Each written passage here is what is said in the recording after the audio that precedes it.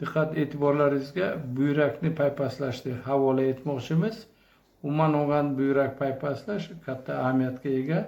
Bemorning o'ng tomonidan yondashamizda bemorning o'sha biqin sohasini paypaslashdan oldin ikkala buyrak sohasini ko'zdan kechiramiz.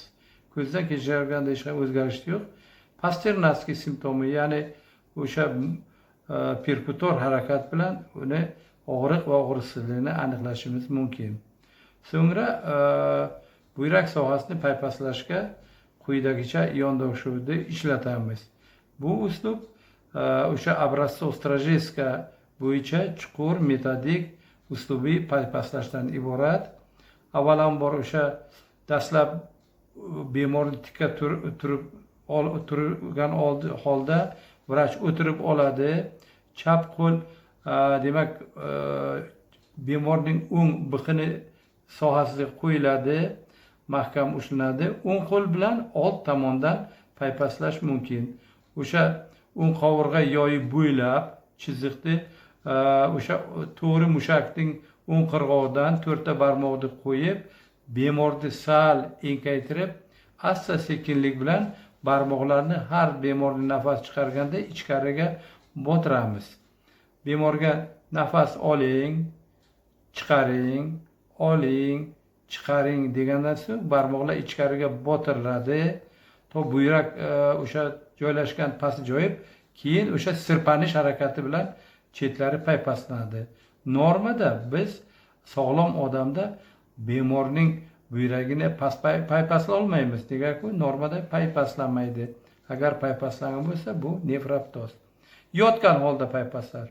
Xuddi shunday chap qo'l bilan o'ng qovurg'a yoyin pastini biqin tarafdan orqa tomonidan o'sha belgilab olamiz, mahkam qo'yib, qo'l perpendikulyar ravishda o'ng qovurg'a yoyi ostiga biz buyrak joylashgan joyga qarab asta sekinlik bilan har nafas chiqarganda qo'limizni botiramiz.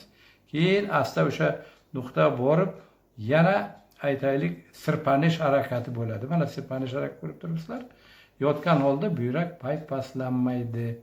Normada paypaslanmasligi ham kerak. Agar paypaslanadigan buyrak bo'lsa, bu haqda buyrakning pastga tushishi nefroptoz deb baholanishi mumkin bu holat.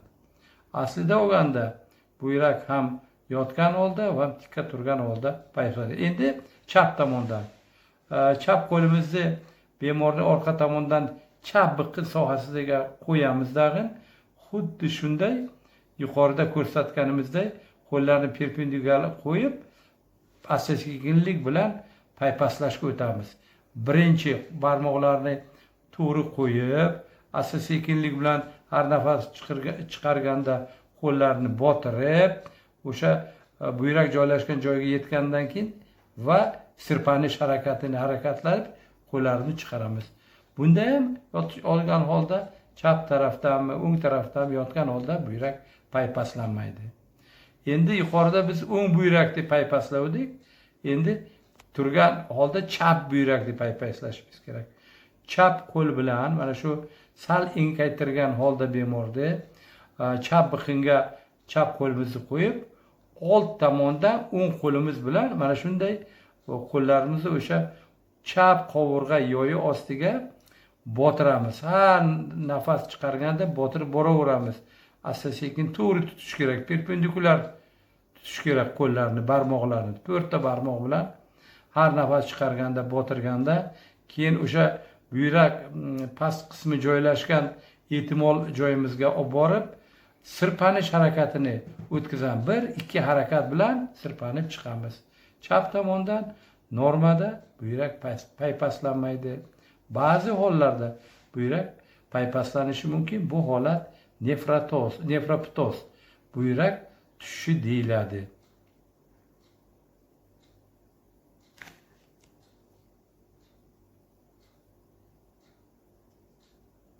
Endi ayrim hollarda biz aytaylik buyrak kasalligida auskultatsiya jarayoni aniqlashimiz mumkin.